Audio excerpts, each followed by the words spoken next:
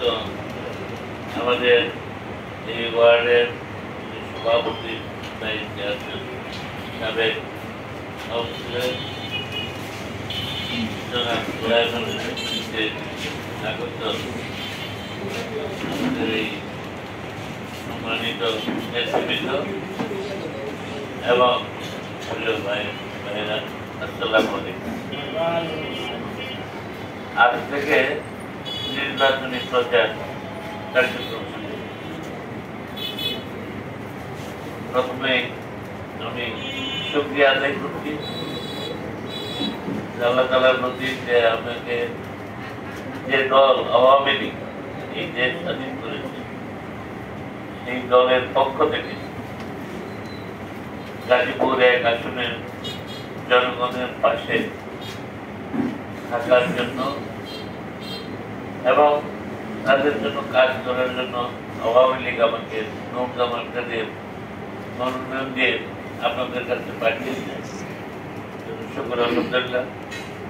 আমি কৃতজ্ঞতা জানাই, ধন্যবাদ জানাই আমাদের মহান নেত্রী সফল রাষ্ট্রনায়ক বঙ্গবন্ধুর রক্তের উত্তরাধিকার এবং আদর্শের উত্তরাধিকার দেশরত্ন শেখ হাসিনার প্রতি তিনি সদয় হয়ে চতুর্থবারের মতো আমাকে আপনাদের সাথে কাজ করার সুযোগ করে দিয়েছে। আমি আপনাদের মাধ্যমে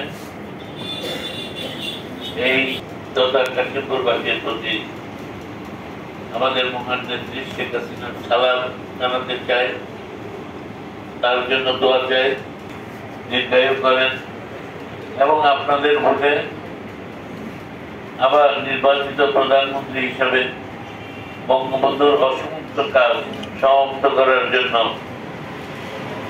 তিনি যেন সক্ষম হন। আল্লাহ তাআলা তাকে যেন সেই সুযোগ দান করেন। সকলের কাছে সেই দোয়া, সহযোগিতা এবং সমর্থন কামনা।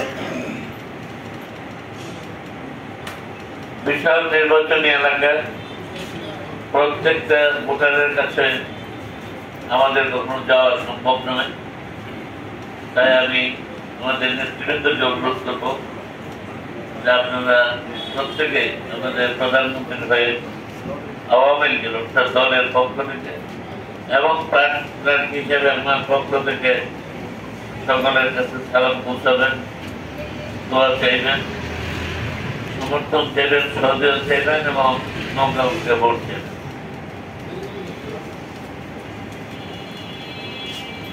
দীর্ঘদিন 15 বছর আমি আপনাদের প্রতিনিধি হিসেবে দায়িত্বে ছিলাম।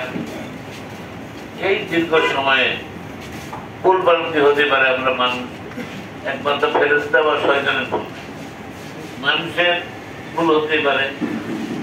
আমার যদি কোনো কথায় আচার আচরণের কাজে কেউ কষ্ট পেয়ে থাকেন, এটা আশা করি আপনারা নিজ মনে ক্ষমা করে দিবেন।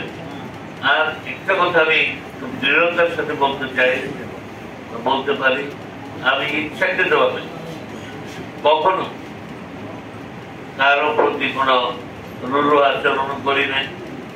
কারো সম্পদ, একজনের সম্পদ লুণ্ঠন করে আরেকজনকে দেওয়া, এরকম কোনো কাজে সহযোগিতা করি নাই। আমি চেষ্টা করেছি, আমার কাছে যেই গিয়েছে, আমি চিনি বা না চিনি, পরিচিত হোক আর অপরিচিত হোক, এই নির্বাচনী এলাকার জনসাধারণ হিসেবে আমি চেষ্টা করেছি তাদের যে কোনো ন্যায়সঙ্গত কাজে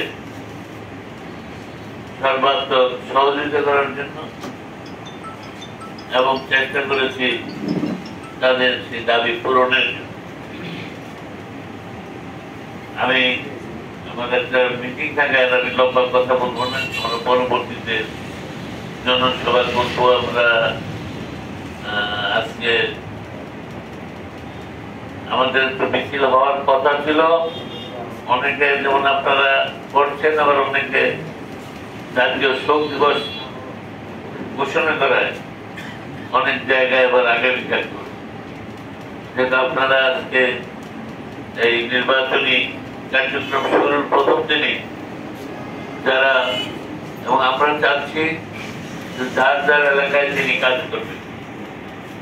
আপনার কেন্দ্রে আপনি আগে দেখবেন মাত্র 1 ঘন্টা যদি সময় দেন প্রত্যেকে যার যার কেন্দ্রে, আপনি যে কেন্দ্রের ভোটার, 1 ঘন্টা যদি সময় দেন দৈনিক অনেকগুলো বাড়ি অনেকগুলো ভোটারের সাথে ব্যক্তিগতভাবে আপনার কথা বলতে পারবেন, ভোট চাইতে পারবেন, বা তাদের কোনো প্রশ্ন থাকলে জবাব দিতে পারবেন।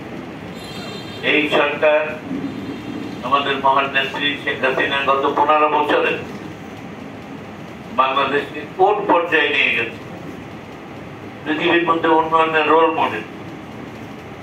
সেই সমস্ত ব্যাপারে আজকে এমন কোন সেক্টর নাই যেখানে দৃশ্যমান উন্নয়ন হয় নাই। আজকে সাধারণ মানুষ যারা ভূমিহীন গৃহহীন তাদেরকে সরকার বাড়ি করে দিচ্ছে। পৃথিবীর কোন রাষ্ট্র পারে নাই যে জানুয়ারি মাসের 1 তারিখে বিনা পয়সায় 10ম শ্রেণী পর্যন্ত সমস্ত ছেলে মেয়েদেরকে বই দিতে বিনা পয়সা। একমাত্র নেত্রী শেখ হাসিনা, যিনি এটা করে দেখিয়েছেন যে তিনি কি করতে পারেন। দৃশ্যমান উন্নয়ন দেশে যেগুলো হয়েছে, আজকে আমাদের এই যেমন টানেল, এই টানেল আপনার কর্ণফুলী টানেল, এটা কিন্তু আমাদের উপমহাদেশে এমনকি আমাদের বন্ধু রাষ্ট্র ভারতের কিন্তু একটা টানেল